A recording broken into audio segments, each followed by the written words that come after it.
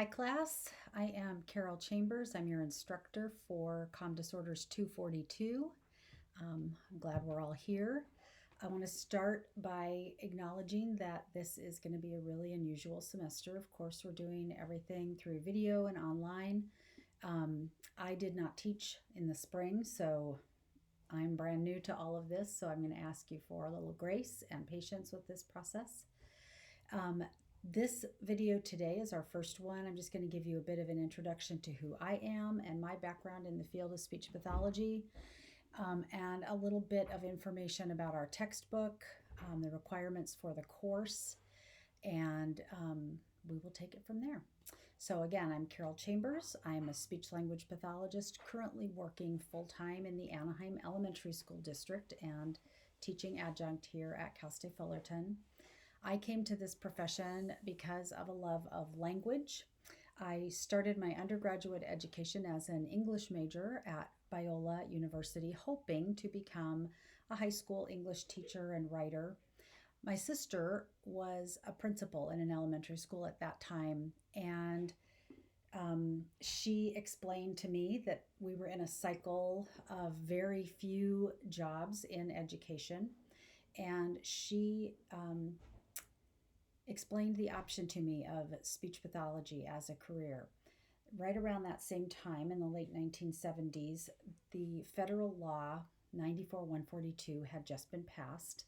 That law is now called the Individuals with Disabilities in Education Act.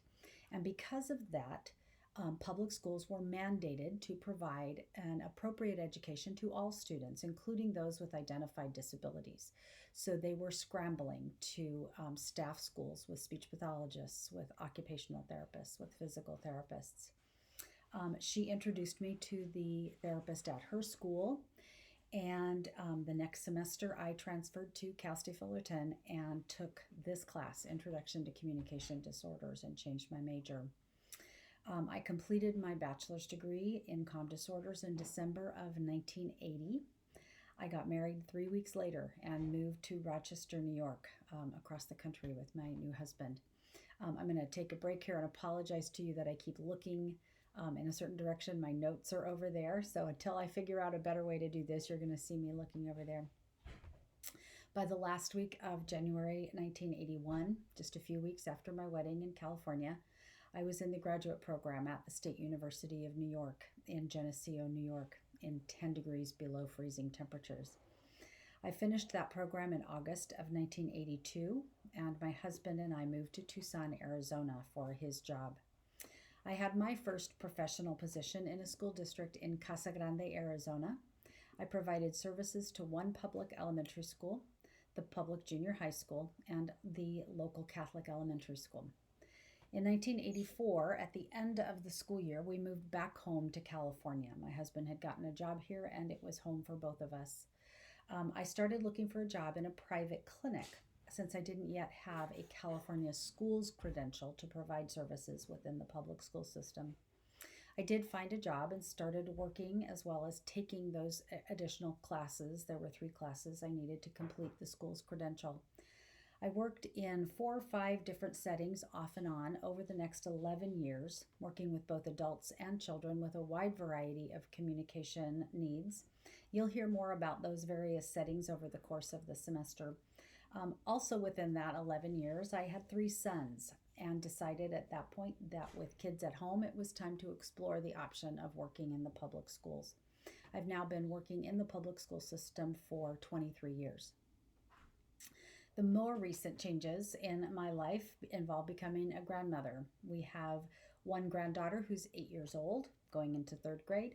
I have 2 grandsons who will be 6 years old this month. They are not twins, they're 6 days apart, and a 2.5-year-old granddaughter.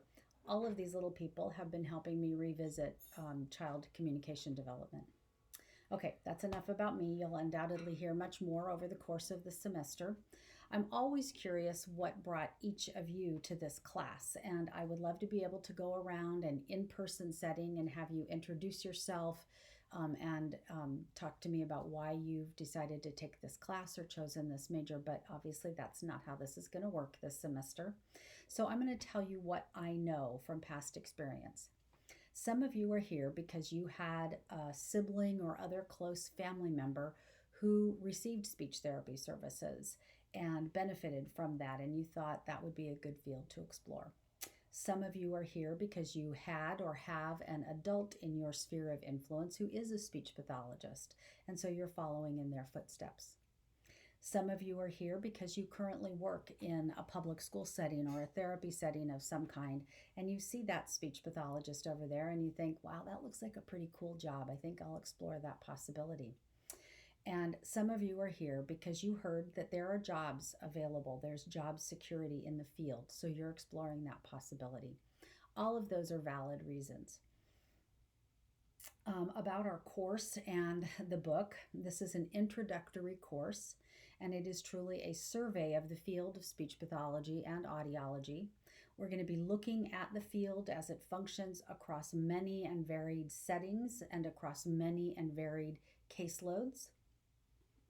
I wish I could tell you that this was an easy survey course. It is not. I personally did not design the course to be particularly difficult, but we will be covering a lot of information that will be new to most of you. By the nature, this is a very rigorous academic major. We are a medical field. One thing that I will emphasize often throughout the class, and I do that because I need you to understand it as soon as possible, is that this class boiled down is a class in understanding the professional vocabulary and the larger concepts that will be critical to your being logical in your learning as you move forward. I will expect you to learn the professional vocabulary in ways that will test your inferencing and critical thinking skills. In other words, not just learn a term and be able to regurgitate its meaning, but be able to learn the meaning of that term and apply it in a wider application in the field. Another purpose of the class will be to hopefully inspire you to continue your pursuit of speech pathology as a career, to introduce you to the academic challenge in front of you, but also to the wonders of enhancing, improving, or facilitating communication for our clients. It's a field that even in our current national and state economy continues to have some job security. The reality is you could probably move to any state within the United States and even to some other countries and find a job within our field with relative ease. As we explore all the varied settings and caseloads that a speech pathologist works with, you might feel a bit overwhelmed. However, the vast majority of SLPs land in one or two of the many areas of specialty. I've reconnected over the last few years with some old friends from graduate school and discovered that one has spent her entire career working as part of a visiting nurse service in a major metropolitan city. Another has always worked in early intervention programs with infants and toddlers. Another worked as part of a private practice, so saw a wide variety of clients, and then moved on to teaching at the university that we had attended for graduate school, and was most recently the head of their department.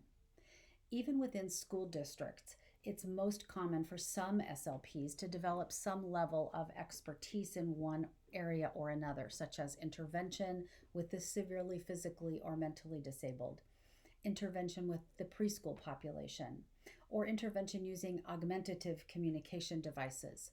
My particular areas of expertise within the school district are assessment and diagnostics, also special ed law, mentoring, and supervising. I'm currently working as part of my district's preschool special education assessment team. And over the years, I have supervised around 20 graduate level interns and multiple clinical fellows. That's a term that I'll define for you in a bit.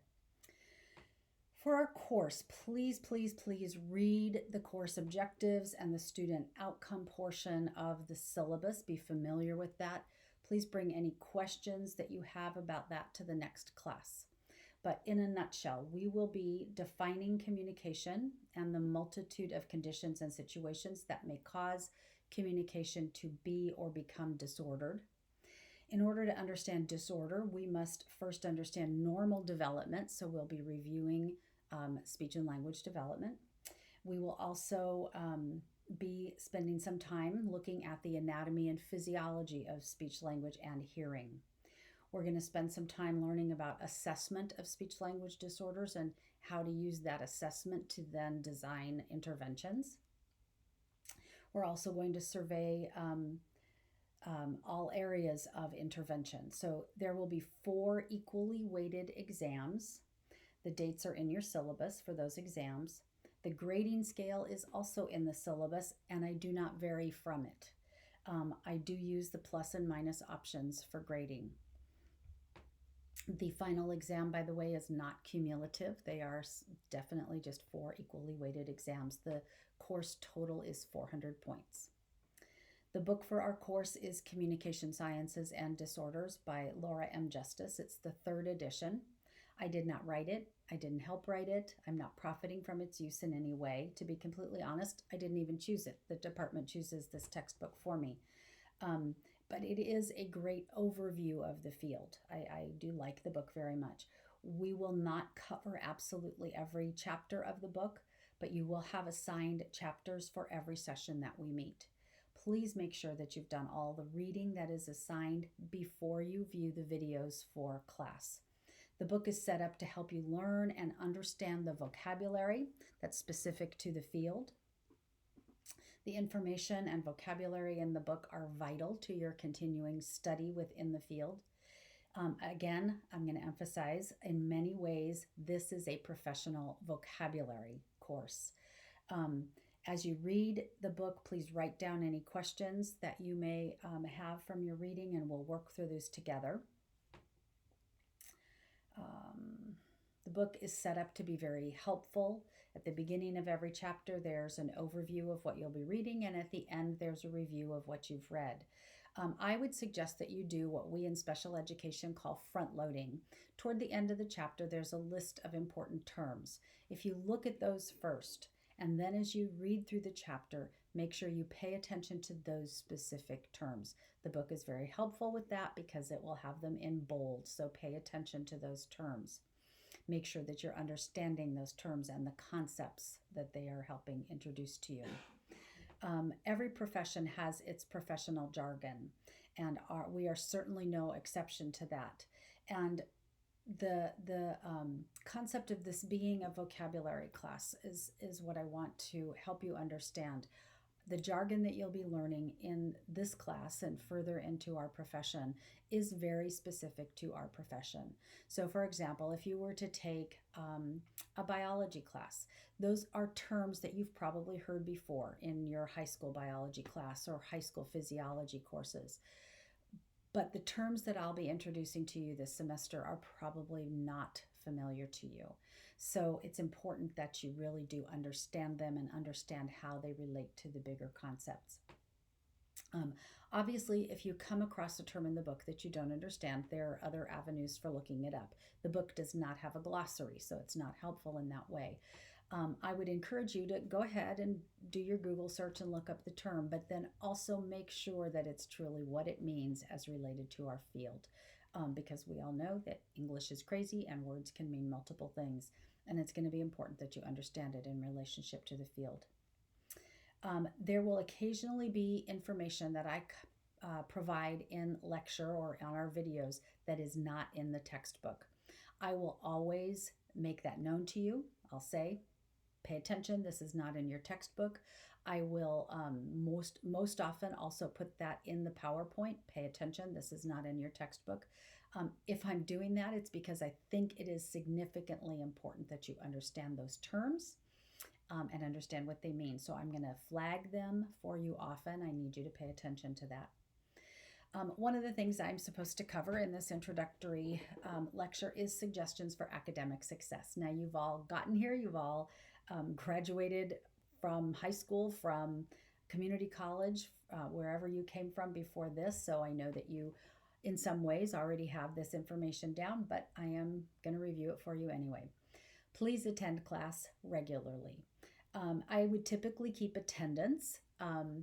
That's going to be a bit more of a challenge in this iteration of the class, but You are all adults, and either you or your parents or someone else has paid a lot for you to be here in this class. So I'm going to treat you as adults.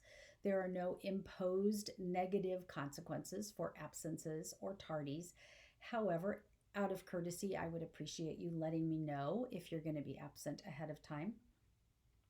Also, in this kind of class, where the learning of the nuances of the professional vocabulary is significant, and we're going to be covering a wide variety of subject matter, missing class or not viewing the videos will have its own natural consequences.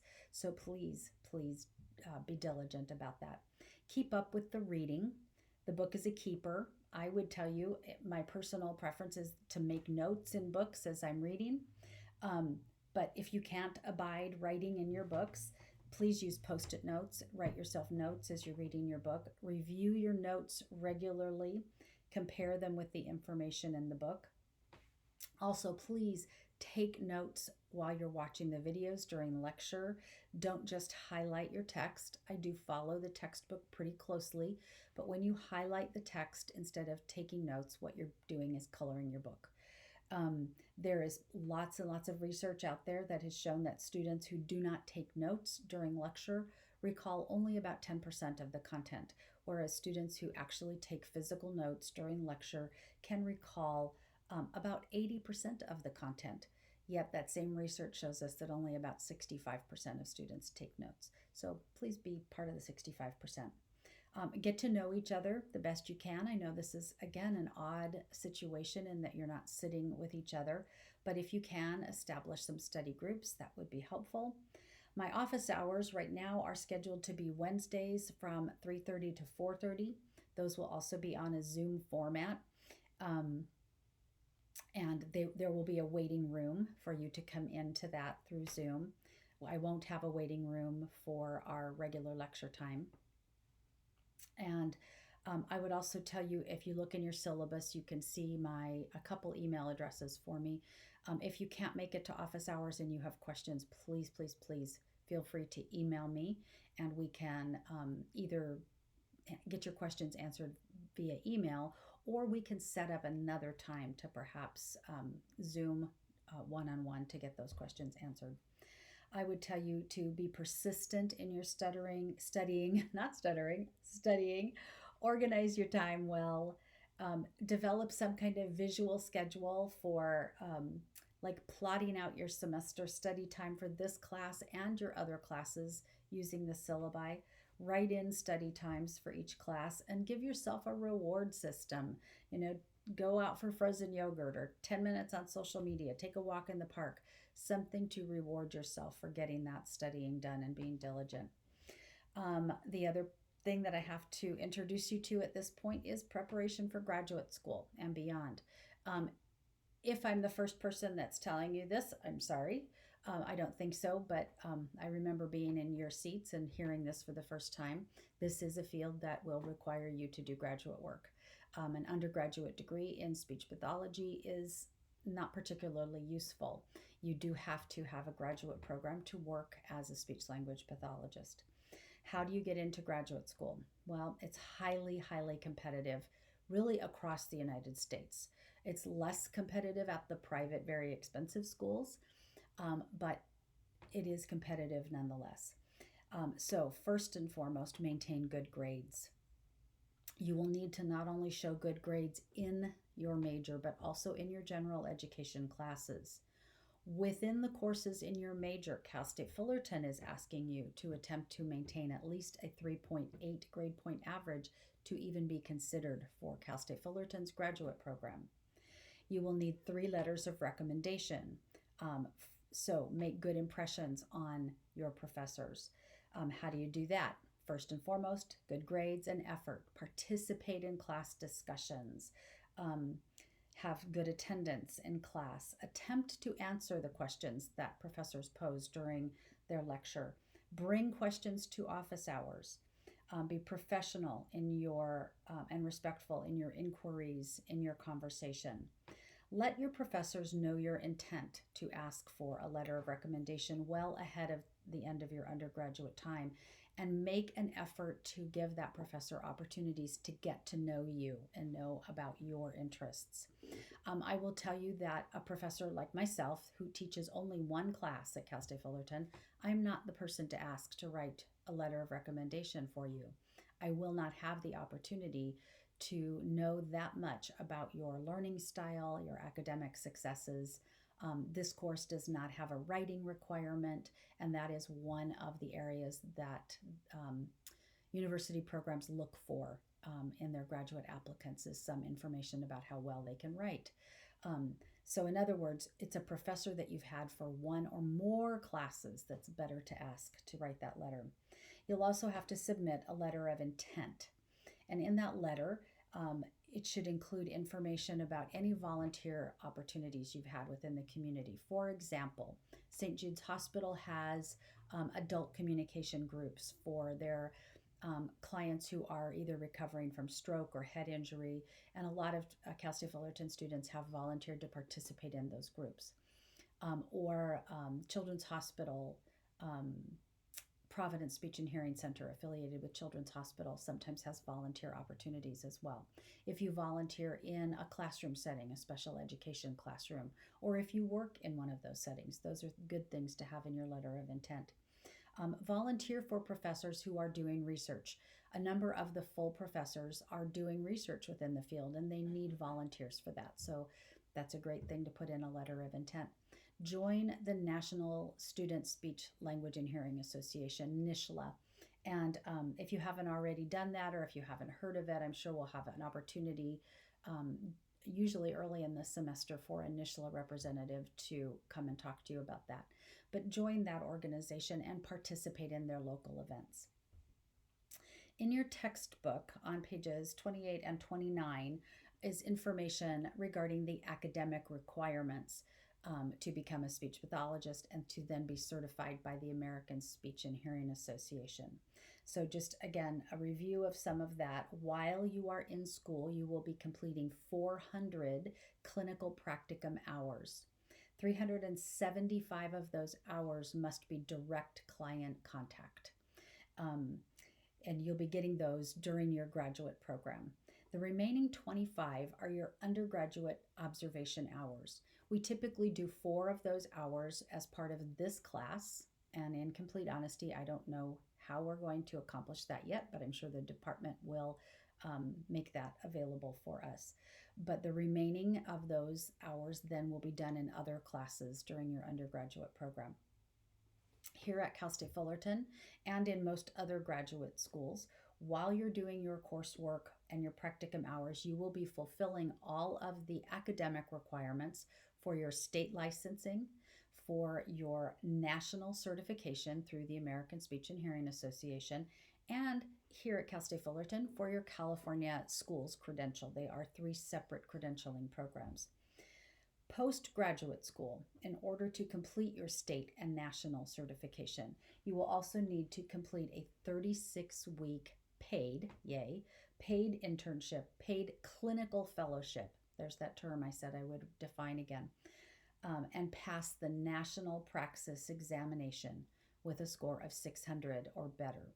So your clinical fellowship year is technically 36 weeks, so not quite a year, is a paid full-time position. If you do that within the public schools, someone will be assigned to be your supervisor as your clinical fellow. If you choose to do it in a medical setting, someone obviously will also be assigned. Within the public school setting, you will come in at the same pay scale as any first-year employee, given your level of academic completion. In a private setting, the pay scale may be slightly less because they're also now having to pay a supervisor for you. But it is still a paid position. I suggest that you all make appointments with a counselor that is familiar with the requirements of the Communication Disorders Department. But in a nutshell, according to the American Speech, Language, and Hearing Association, you are required to complete a bachelor's degree in a program that is based on communication sciences. So some universities will call that a department of speech pathology. Some will call com disorders like we do. Others will call it communication sciences. And that bachelor's degree must include the following coursework. You will have to have biological science, physical science, and that physical science must be either physics or chemistry, mathematics, and that class must be statistics, social behavioral science, that must be through the psychology, sociology, anthropology, or public health departments. You'll be required to take Special Ed 371, which is the course called Exceptional Individual. You will be required to take Psychology 361, which is Developmental Psychology. You must also complete a master's degree with an ASHA accredited training program. To work only in the public schools, you need only that master's degree and a public school credential, or some states require the state license and not the credential. But for California, let's just talk about California. To work in California public schools, you need to complete the bachelor's, the master's, and have that school's credential. In other words, you would not have to do that clinical fellowship year if you only ever want to work in the public schools. That is not something I suggest to anyone for a number of reasons. But to work in any other capacity, so in a private clinic, in a rehab center, in a hospital, or anywhere you're seeing private patients, not public school children, you must complete all of the requirements for ASHA and the California license. Dr. Kim has historically been the staff member through Com Disorders who you will schedule your initial advisement with. I haven't been yet contacted if that has changed. So for now, Dr. Kim is who you would do that with. Once you meet with Dr. Kim for your initial advisement, then you will be assigned to a specific faculty member for your additional advisement. So that ends our first introductory video. I hope we all have a great semester. Please be, again, patient with all of this as we're all learning this new technology. I'm going to be posting videos prior to the week's lecture time, Tuesdays at 4 o'clock. I hope that you can watch all of those before you come into the meeting on Tuesdays. I will reserve the last 20 to 30 minutes of lecture for those Tuesday Zoom meetings. So we'll complete the lecture and then we will have time for questions and answers. So please make sure that you're writing down and keeping those questions from the previous videos for that time. All right, I'm going to say goodbye and please look for the next lecture, which will be the introduction to Chapter 1. Thank you very much. Bye-bye.